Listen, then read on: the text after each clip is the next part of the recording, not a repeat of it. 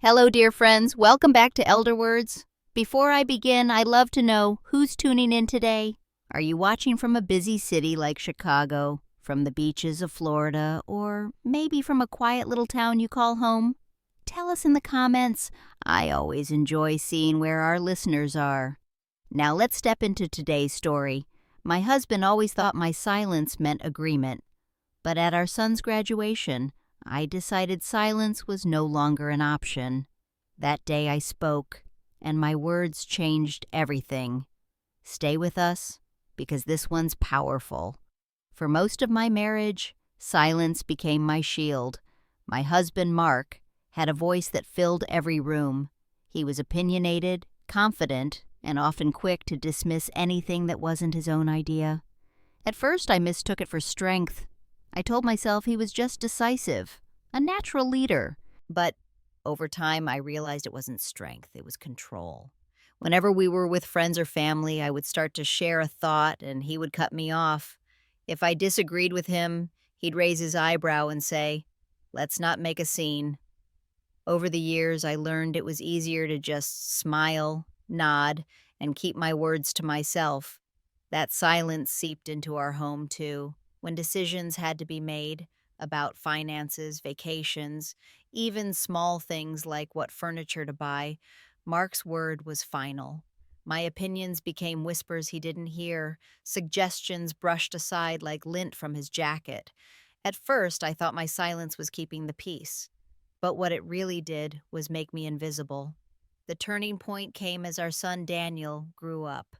He had inherited my quiet nature, but also Mark's sharp mind. I watched him work hard through high school, late nights at the library, juggling part-time jobs, sacrificing weekends to prepare for college. I knew how much it meant to him, how much it meant to me, but to Mark, Daniel's success was simply an extension of himself. He told everyone, "That's my boy," as though Daniel's accomplishments were proof of his father's greatness. He planned the graduation day down to the smallest detail, what he would wear, where we would sit, even what he would say if asked to speak. And me? He told me, "Just smile, don't ramble. This is Daniel's moment, and I'll handle it." Those words echoed in my mind for weeks. I'll handle it. As though my role as mother, the one who packed lunches, tutored math problems, and held Daniel when he cried from stress. None of that mattered. I stayed up late one night looking through old photos of Daniel growing up. There I was, always in the background, behind the birthday cake, behind the soccer team, behind Mark. Always present, but silent, always supporting, never speaking. And something inside me snapped. I realized that if I stayed quiet at the graduation, I would regret it for the rest of my life. This wasn't about stealing the spotlight. It was about truth, about honoring my son's journey and finally honoring my own voice. Mark thought he knew me. He thought silence was all I had left. But as I folded the graduation program and slipped it into my purse, I made a promise to myself. At that ceremony, when the time was right, I would speak. And for once, the whole world would hear me.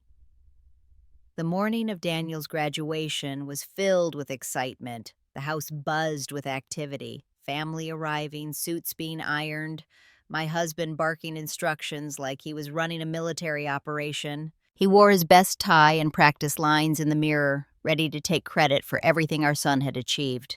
I stayed quiet, as usual, moving through the house like a shadow, but inside my heart raced with a different kind of anticipation. I had made up my mind. Today was the day I would no longer be silent. The auditorium was packed, rows of proud parents fanning themselves with programs. The air smelled of flowers and fresh paper. Students in caps and gowns filled the stage, their faces beaming with the glow of accomplishment. Mark squeezed my arm as we sat down. "Now remember," he whispered firmly, "if anyone asks, let me do the talking. You get nervous in crowds."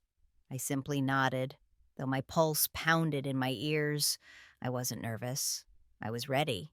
As the ceremony began, I watched Daniel walk across the stage to accept his diploma. My chest swelled with the pride, tears pricking my eyes.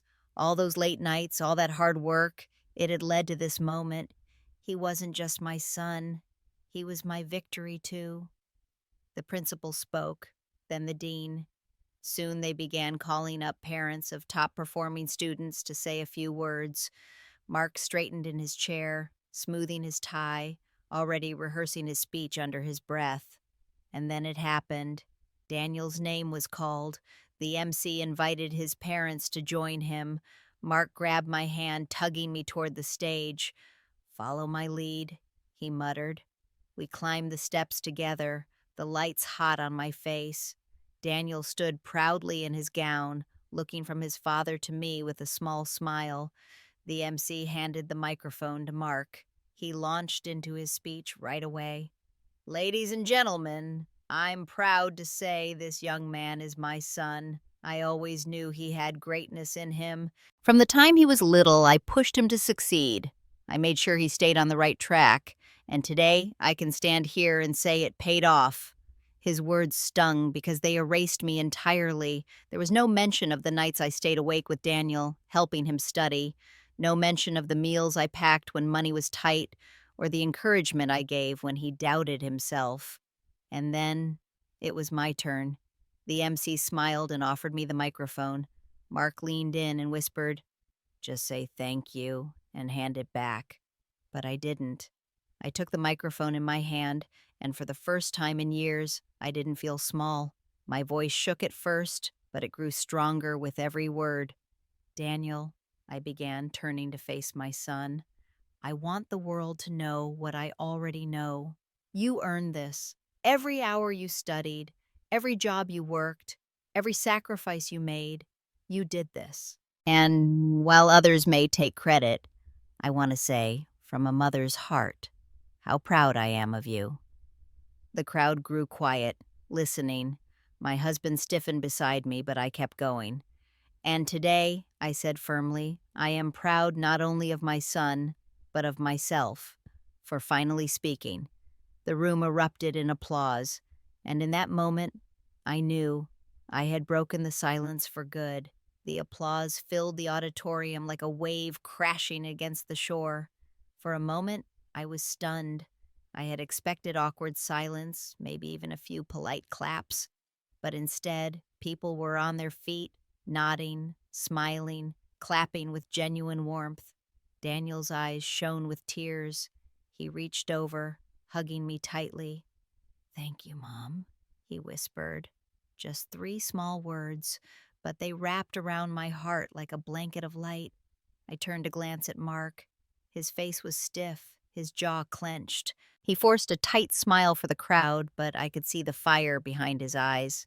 He hadn't expected this.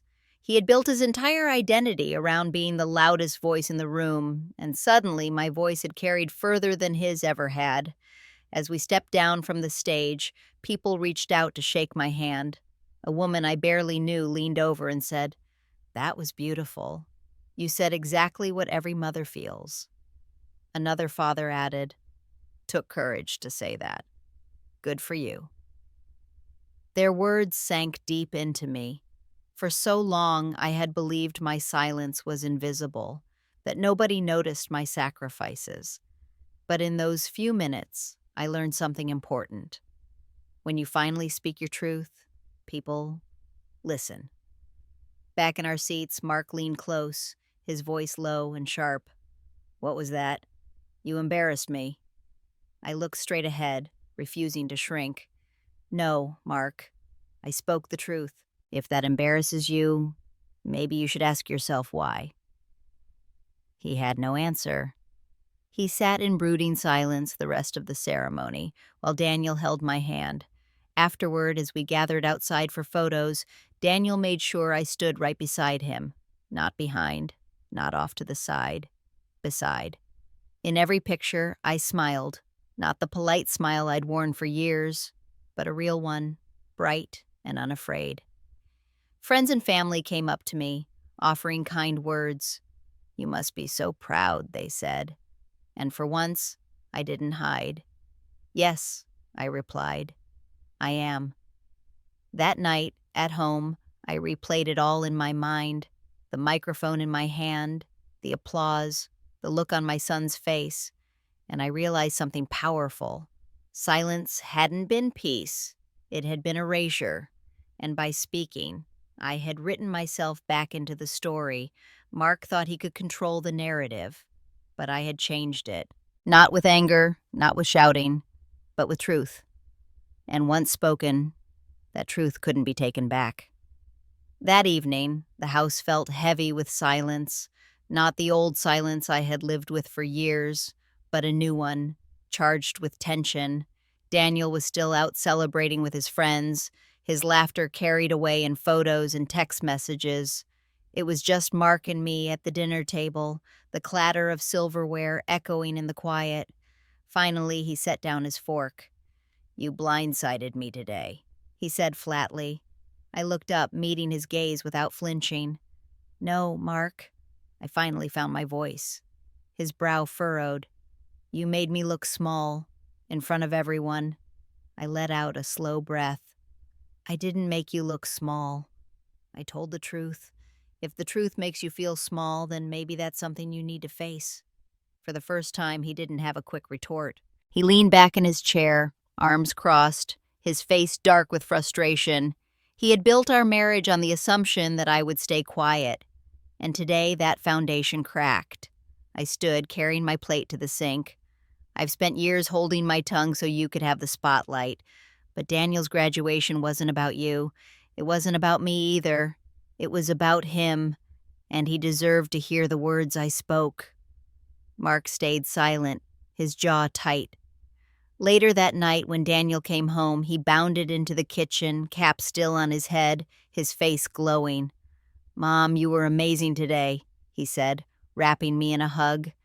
"You said exactly what I needed to hear." His words nearly broke me. For years, I had worried that my silence made me invisible to him, that maybe he hadn't noticed the small sacrifices, the packed lunches, the late-night talks, the gentle encouragement. But today he had noticed, and he valued it. "I'm proud of you, Daniel," I whispered, kissing his forehead. Behind us, Mark stood in the doorway, watching. His expression was unreadable, but I could see something flicker in his eyes, something like doubt. For the first time, perhaps he realized that his booming voice wasn't the only one that mattered in this family. As Daniel went upstairs, Mark muttered, "So this is how it's going to be now? You speaking up?" I turned to him, my back straight, my voice steady. "Yes, Mark, this is how it's going to be. I'm done staying quiet." And in that moment, I knew our marriage had shifted forever. The silence he had depended on was gone. In the days after the graduation, I replayed that moment on stage again and again, the microphone in my hand, the sea of faces turned toward me, the applause rising like a tide. For years, I had been the background character in my own story, but in those few minutes I stepped into the light. It wasn't just about speaking. It was about being heard, truly heard. Everywhere I went, people stopped me. A neighbor at the grocery store leaned over and said, "You spoke for all of us mothers. Thank you." A teacher from Daniel's school shook my hand and whispered, "That took courage." Even Daniel's friends sent me notes online telling me how much my words meant. Their kindness filled a part of me I hadn't realized was starving. For years, my voice had been confined to whispers in the kitchen, murmurs in the background, words swallowed before they left my lips. Now, for the first time, my voice had weight. Mark didn't say much. He moved around the house like a storm cloud, silent but simmering. Yet even in his silence, I could sense something shifting. He knew I wasn't going back. He knew the old version of me, the woman who smiled and nodded and stayed invisible, was gone. One evening, Daniel came into the living room, diploma in hand. He sat beside me and said, "Mom, you've always been my rock. I know Dad pushes hard, but it was you who kept me steady. When you spoke at graduation, I realized I want to be more like you, strong in a quiet way, brave enough to speak when it counts." Tears welled in my eyes as I pulled him close. That was the moment I knew it had all been worth it. Looking back, I don't regret the years of silence. They taught me patience, resilience, and the power of observation, but I will never return to them. Because silence may keep the peace for a while, but it also erases you. And I refuse to be erased. My husband thought I would stay quiet forever. He thought my role was to stand behind him, to smile and never challenge. But he was wrong. At that graduation, I spoke not only for my son, but for myself. And in doing so, I reclaimed something priceless, my place in the story. That was the true victory of that day. Not the applause, not even the recognition, but the freedom that comes when you finally use your voice. In the end, the graduation wasn't just Daniel's milestone. It was mine too.